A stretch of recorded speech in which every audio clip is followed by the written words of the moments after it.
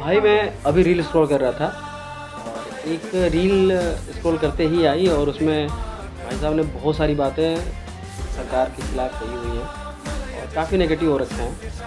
तो उनके फैक्ट्स पे काउंटर करता हूँ, पहले उनकी वीडियो देखिए, उनके फैक्ट्स पे काउंटर करता हूँ।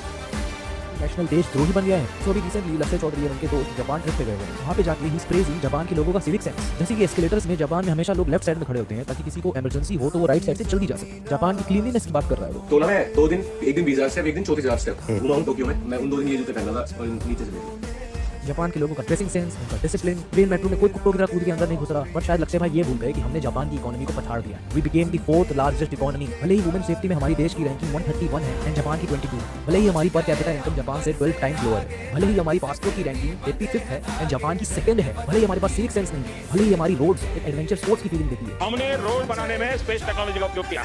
बट ये मत भूलना कि हम विश्व गुरु हैं। डंका बजता है हमारा विश्व में। जहां भी जाते हैं अपनी छाप छोड़ के आते हैं। अब आओ तो मैं थोड़े फैक्ट्स बताता हूं। हमारे देश में top 1% of people controls 60% of countries total asset.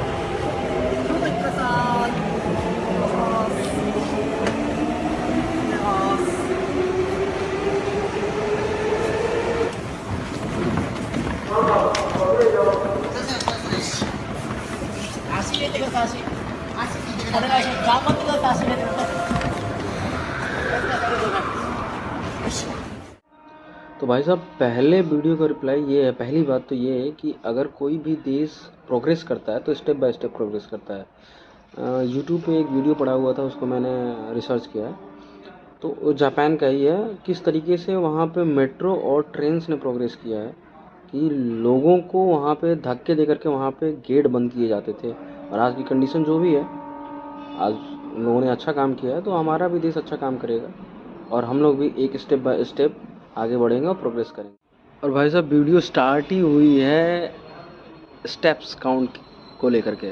अगर किसी भी कंट्री के कैपिटल में आप जा कर के घूमते हैं और स्टेप्स काउंट दिखाते हैं और शूज़ दिखाते हैं कितना डर्टी है कितना डर्टी नहीं है, तो किसी भी आप दिल्ली चले जाइए, लखनऊ चले जाइए और भी जितने स्टेट हैं उनके कैपिटल में चले जाइए, तो आपके शूज़ उतने गंदे नहीं होंगे, उतने डर्टी नहीं होंगे। तो ये तो बहुत पॉइंटलेस बात लग रही है मुझे।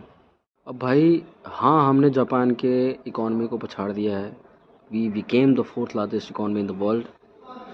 और रही बात पर कैपिटा इनकम की, तो अपने भारत की पॉपुलेशन और जापान की पॉपुलेशन को कंपेयर करना, पर कैपिटा इनकम कैसे फॉर्मुलेट करते हैं, कैसे फाइंड करते हैं, तो आपको पता लग जाएगा कि जब इकॉनमी बढ़ेगी तो पर कैपिटा इनकम हमारा बढ़ेगा। रिपोर्ट्स की माने तो 2030 तक हम जर्मनी को भी इकॉनमी